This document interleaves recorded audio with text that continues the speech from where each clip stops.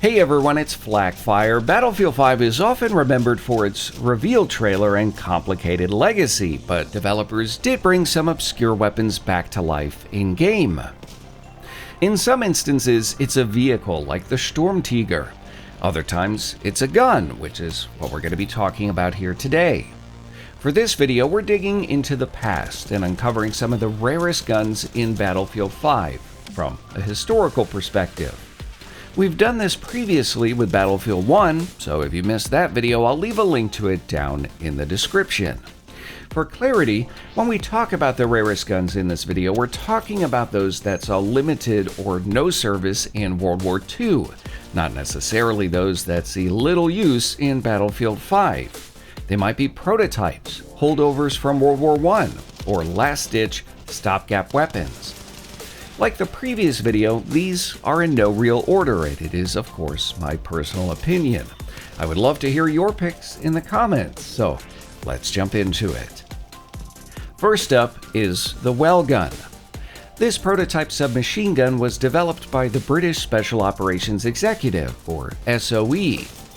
Designed as a more refined alternative to the ubiquitous Sten SMG, the Welgun was intended for use by resistance fighters and soldiers dropped behind enemy lines.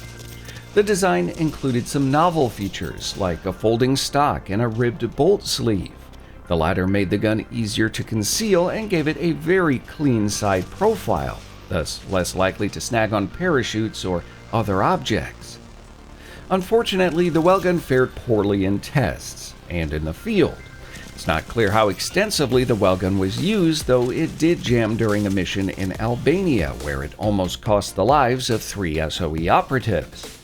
Despite eventual improvements, the Welgun was never officially adopted and faded into obscurity.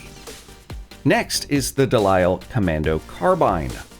This bolt-action weapon was based on the Mark III SMLE, but featured an integrated suppressor and was chambered for subsonic 45 ACP ammunition. Uniquely, the weapon's stealth was tested by firing the weapon into the Thames River from a nearby building to see if passers-by would notice. They did not. In fact, it said the cycling of the bolts is louder than the gunshot itself. Unlike some other weapons on this list, the Delisle actually has documented success in the field. The weapon saw service with the British Commandos as well as the SOE. The Delisle was never produced in large numbers, with militaries instead pursuing suppressor attachments rather than purpose-built weapons. Third on the list is the M30 Luftwaffe Drilling. This triple-barreled weapon holds the distinction of being perhaps one of the most refined weapons ever adopted by a military. It features 2 12-gauge shotgun barrels, one choked for slugs and the other for shot, as well as a rifle barrel chambered in 9.3 by 74 mmR. German Luftwaffe ace Adolf Galland reported the drilling was intended as a survival weapon or a gift for special visits or military awards. Galland also said the weapon was used in training so pilots and gunners could hone their aim. Still, the weapon's exorbitant cost and complexity assured it was only produced in small numbers. Less than 2,500 were made. Next up is the M3 Infrared. This weapon combines the M1 Carbine and one of the earliest forays into night vision technology, the M3 Infrared Scope. Historically, early versions of this weapon system were actually deployed in small numbers to Okinawa in the Pacific Theater, which explains its addition with Battlefield 5's War in the Pacific expansion. There, it was effective at countering enemy raids and sapper activity at night. Around 20,000 M3 systems were produced, with many of them seeing use in the Korean War. The weapon in Battlefield 5 is still an odd duck, though, considering the only night maps in the game take place as part of grand operations. It's not completely useless, though. The weapon is quieter than most and doesn't give enemies an indication of where they're being shot from. This makes it suitable for ambushes and flanks, where stealth may be a priority. Before we get to the last weapon on my list, let's take a look at some of the runners-up, guns that perhaps didn't make the top 5 but are still interesting in their own unique ways. The VGO, or Vickers gas-operated light machine gun, was designed for aircraft use, but reworked to fill a need for mobile firepower on the ground. British Commando units, like the Long-Range Desert Group, preferred the weapon for its blistering fire rate and resistance to sand. It's one of my favorites in Battlefield 5 for its large magazine. The bolt-action well-rod pistol was another tool in the SOE arsenal. Suppressed and easily concealed, it was primarily an assassination weapon, reportedly imperceptible beyond 15 feet. Uniquely, the well-rod's grip was the magazine. These were allegedly still in use into the 1990s. One of my personal favorites is the K31. I'll be honest, this weapon was a surprise addition to Battlefield 5 for me, given its origin.